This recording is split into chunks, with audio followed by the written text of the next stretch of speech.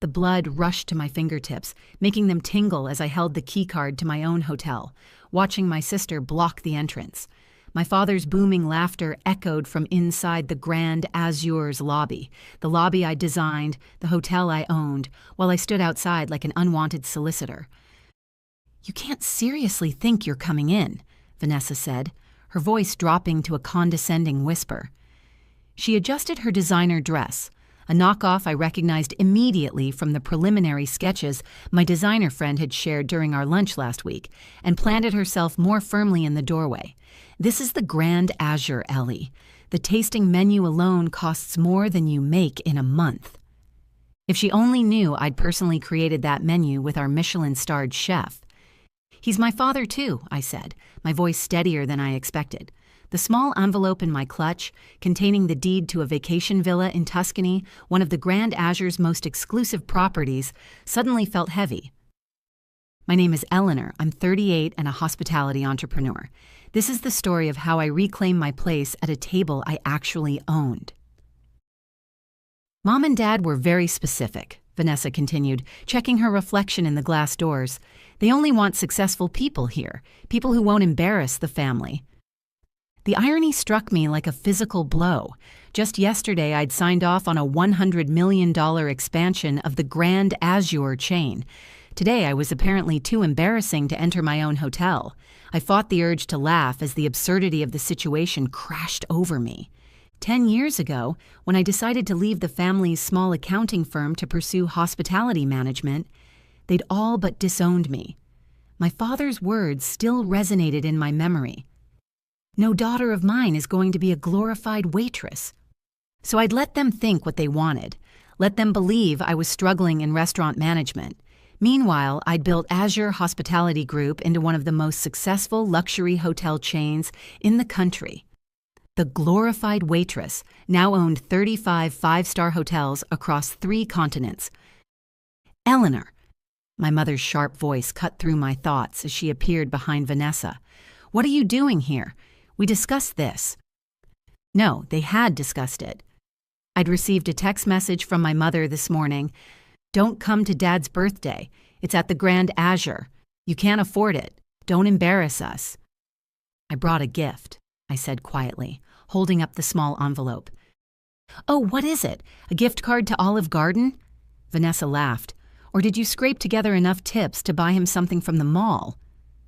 My mother's eyes narrowed at my simple clutch bag, a handmade Italian leather piece that cost more than Vanessa's car. "Whatever it is, I'm sure your sister's gift is more appropriate," she said. "She just made junior partner at her firm, you know." I knew. Just like I knew her firm was currently in negotiations to lease office space in one of my buildings, the lease they desperately needed and couldn't quite afford. My real estate division had sent me the reports just yesterday.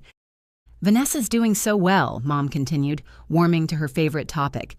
"New house in the suburbs, luxury car, wonderful fiancé with such good prospects." She paused, giving me a critical once-over. "And you, well, at least you're trying, I suppose."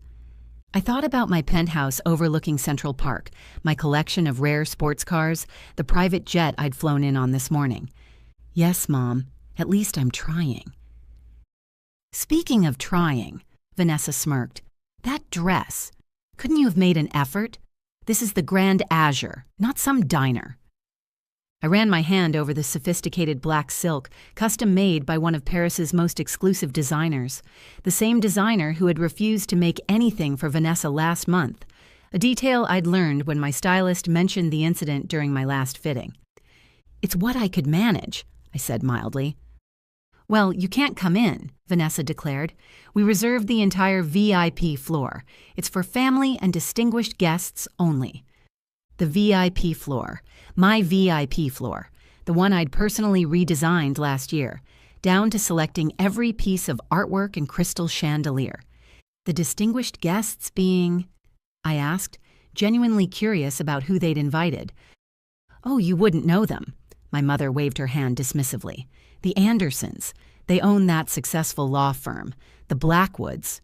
Old money, you know. And Mr. Harrison from the bank. All very important people." I suppressed a smile. Thomas Anderson leased 3 of my properties. The Blackwoods had recently begged for a membership at my most exclusive resort. And Mr. Harrison? His bank was currently seeking a major loan from my investment group. Right, I said. Very important people. Exactly, Vanessa said, clearly pleased I understood my place. So you see why you can't be here. What would people think if they knew Dad's failure of a daughter was serving their drinks? Vanessa, our mother chided softly, though her eyes showed approval. Be nice. Eleanor made her choices. If she'd stayed with the family firm like you did, things would be different. The family firm that now occupied a modest office in one of my buildings, always barely making rent. My property manager sent me monthly reports on all tenants, including my family's struggling business. Just then, my brother-in-law Gavin appeared, straightening his tie. What's taking so long? Everyone's waiting for... He spotted me, and his face dropped. Eleanor? Didn't expect to see you here. Clearly not, I replied. Gavin just made vice president at his bank, my mother announced proudly. Junior vice president, I corrected automatically, knowing his exact position because his bank handled some of my smaller accounts. My financial team provided me detailed reports on all our banking partners. Well, it's more impressive than whatever you're doing, Vanessa snapped. What is it now? Assistant manager at some chain restaurant? I thought about the board meeting I'd left early this morning, where we discussed acquiring that very bank Gavin worked for. The paperwork was probably still sitting on my desk upstairs in my private office. Something like that, I said. This is ridiculous, my mother declared. Eleanor, just go. You're making a scene. I'll tell your father you couldn't make it. Couldn't afford it, you mean? Vanessa added with a laugh. I looked past them through the grand entrance at the hotel I'd built from the ground up, at the marble floors I'd selected, the crystal chandeliers I'd commissioned, the artwork I'd personally curated. All of it, every inch, was mine. For a moment, I considered walking away. Let them have their party. Let them keep believing what they wanted to believe. But then I remembered something my first mentor had told me. Success doesn't mean anything if you can't stand up for yourself. My jaw tightened as I straightened my shoulders, feeling the strength of everything I'd built without their support or approval. My fingers stopped tingling, a calm clarity washing over me. Actually, I said quietly, I think I'll stay. Before my mother could respond, the heavy glass doors swung open, and Owen, my head of security, stepped out. He'd been with me since I bought my first struggling hotel 7 years ago, helping transform it into the flagship of the Azure chain. Is everything all right here, Madam CEO? His voice carried clearly across the entrance. Your usual table is ready, and Chef Michelle held the menu tasting for your approval. The silence that followed was deafening. Vanessa's mouth fell open, her perfectly applied lipstick suddenly garish against her pale face. My mother gripped the brass door handle for support. Owen, I smiled warmly. Perfect timing. My family was just explaining how I couldn't afford to dine here. Ma'am? He looked genuinely confused. But you own... The entire hotel chain? Yes, I do. I turned to my stunned family. Shall we go inside? I believe you've reserved the VIP floor. My VIP floor, to be precise. Gavin found his voice first. This is some kind of joke. You're just a restaurant manager. Actually, Owen interjected professionally, Miss Eleanor is the founder and CEO of Azure Hospitality Group. She owns all 35 grand Azure hotels worldwide, along with our resort properties and restaurant chains. Vanessa's designer clutch slipped from her fingers, clattering on the marble steps. But that's impossible. The Grand Azure is worth billions. I finished for her, which makes your comment about me not being able to afford the tasting menu rather amusing. I stepped past them into my hotel's lobby, where the staff immediately straightened to attention. Good evening, Miss Eleanor, my front desk manager called out. The executive suite is prepared for your father's birthday celebration. Thank you, Rachel. I turned back to my family, still frozen in the doorway. Coming? They followed me in silence, looking around as if seeing the hotel for the first time. Every staff member we passed greeted me by name, each showing the genuine respect I'd earned through years of hands-on leadership. But your dress, my mother finally managed, staring at my simple black dress with new eyes. Custom made in Paris, around $30,000, I believe. I had a terrible habit of not checking price tags anymore. I led them to the private elevator, the one that required a special key I pulled from my clutch. Unlike Vanessa's dress, which I believe is a knockoff, the real Valentino collection hasn't been released yet. I know because I attended the private showing last month. The elevator doors opened directly into the VIP lounge, where my father's birthday celebration was in full swing. The room fell silent as we entered. Eleanor? My father stood up from his place at the head table, his face a mix of shock and confusion. What are you doing here? Your mother said you couldn't afford it, I finished, walking over to him. Happy birthday. I hope you don't mind that I'm crashing the party in my own hotel. Your hotel? Mr. Harrison from the bank stepped forward, his face breaking into a relieved smile. Miss Eleanor, I had no idea you were related to Robert Thompson. And we've been trying to secure a meeting with you for months about that loan. Eleanor owns the Grand Azure. Thomas Anderson joined in. My God, Robert, your daughter is the mysterious CEO who's been buying up prime real estate across the city. My father sank back into his chair, the color draining from his face. All this time, when we thought you were just a glorified waitress? I raised an eyebrow. Your words, I believe, from the day I left the family firm to pursue my dreams in hospitality. But why didn't you tell us? My mother demanded, still clutching her pearls like a lifeline. Would you have believed me?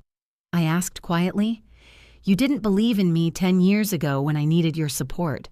Why would I share my success with people who only measure worth by the size of someone's bank account? I paused. Though by that metric, I suppose I'm worth more than everyone in this room combined. Vanessa collapsed into a nearby chair, her face ashen.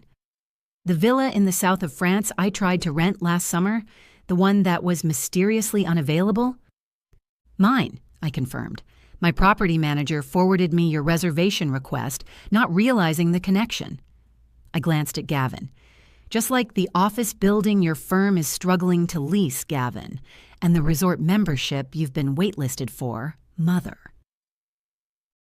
Eleanor, my father started, his voice unsteady. Save it, I held up my hand. I didn't reveal this to hurt you, though you've hurt me plenty over the years. I did it because I'm tired of hiding my success to spare your pride. I turned to address the room. Please enjoy the party. Everything is on the house. My house? I started to walk away, then paused. Oh, and Dad, that envelope Vanessa wouldn't let me give you, it's the deed to a villa in Tuscany, one of my most exclusive properties. Consider it a birthday gift from your failure of a daughter. The next hour was surreal. People who had ignored me at previous family gatherings suddenly wanted to discuss business opportunities. The Blackwoods practically begged for that resort membership. Mr. Harrison cornered me about his bank's loan application. Through it all, my family sat in stunned silence. Vanessa's fiancé disappeared after learning her guaranteed future partnership at her firm depended on a lease she couldn't afford in my building. Gavin kept making calls, presumably to update his resume. My mother alternated between crying and trying to explain to other guests that she'd always believed in her daughter's potential. As the evening wound down, I found my father alone on the terrace, staring out at the city lights. Those buildings, he pointed to the skyline. How many do you own? Enough, I replied, standing beside him, the family firm's building included. He nodded slowly. I was wrong about you, Eleanor. So terribly wrong. Yes, I agreed. You were. Can you ever forgive us? I considered his question, thinking about all the years of dismissal and condescension. Forgiveness isn't the issue, Dad. Respect is. You never respected my choices or believed in my abilities. You only respect success after it's proven. And now? Now? I smiled slightly. Now you can tell people your daughter owns the Grand Azure. That should satisfy your need for impressive dinner party conversation. I left him there, heading to my private office on the top floor. Tomorrow, the family dynamic would shift dramatically. Vanessa would no longer be the golden child. My mother would frantically rewrite history to claim she'd always supported me. Gavin and his bank would probably face acquisition. But tonight, I'd finally taken my seat at the table, a table I'd built myself in a room I owned, under a roof I'd paid for. And that was worth more than any amount of belated family approval.